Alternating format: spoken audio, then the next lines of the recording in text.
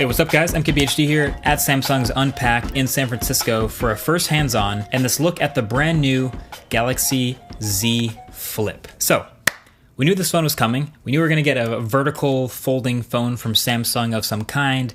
There was plenty of leaks out there, and then we finally got it. And now that I've had my hands on, my feelings are very mixed. Very mixed. So I've held this phone now in my hands for maybe half an hour, and I've had fleeting moments with it on and off for a bit longer than that. And on one hand, it feels like it's easily the most polished and mature folding phone yet.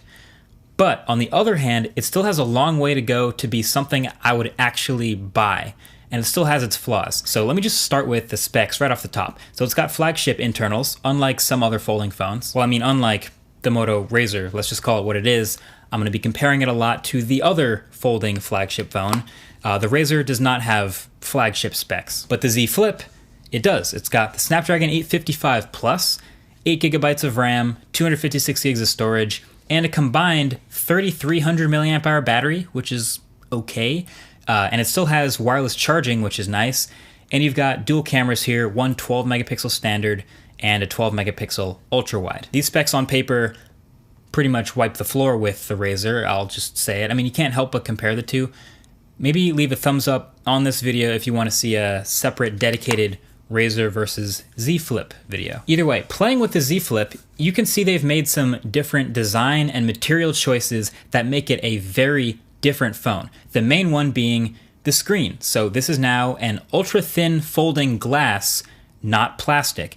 And you can feel that right away when swiping around and using the screen. It's not a soft plastic that you can almost literally dig your fingernails into. It's glass. So that's a great advancement. It's hard. It's a 6.7 inch 21:9 display, 1080p OLED, 60 Hertz, and it has that hole punch cutout for the selfie camera up top instead of a notch, and much thinner bezels. So all these things make it feel like more of a Samsung flagship than any other folding phone. But the crease to me is still major.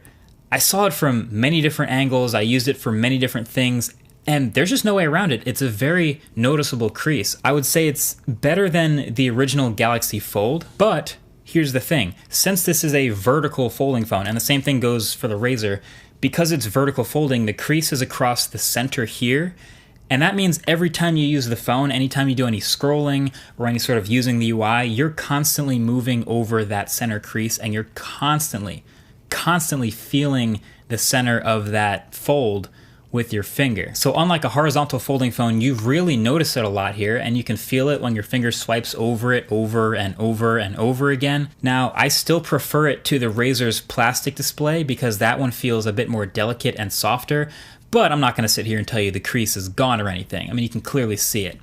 And then when we close the phone, the front cover display is the other different choice. So they've basically just put a tiny 1 inch 300 by 112 display on the outside of the fold.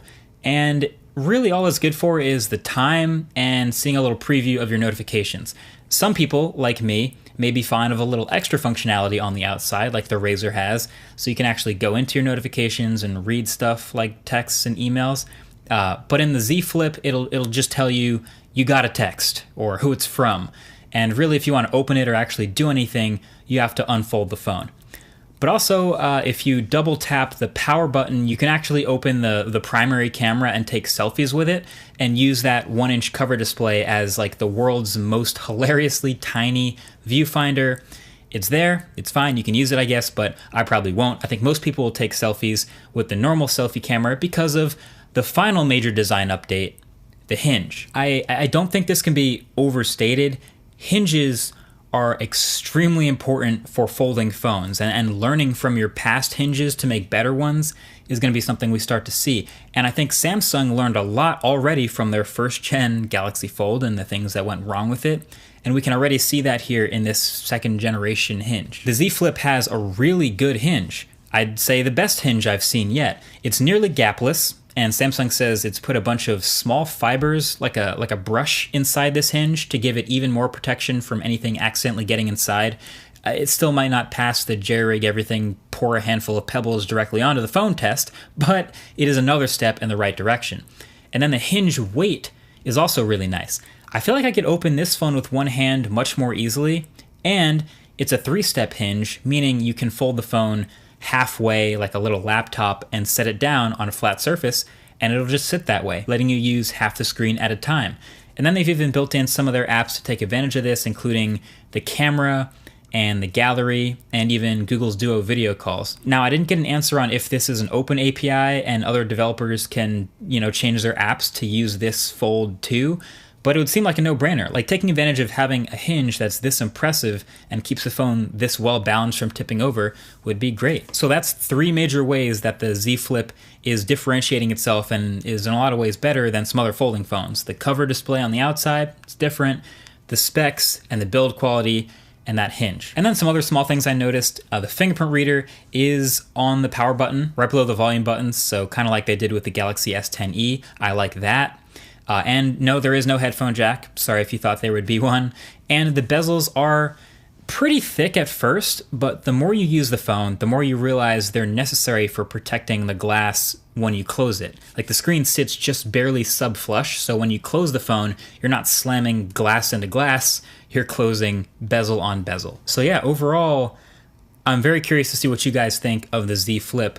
To me, it's really fascinating, but it has to be a little more than just fascinating to be worth $1,380. We thought it might be a little bit cheaper.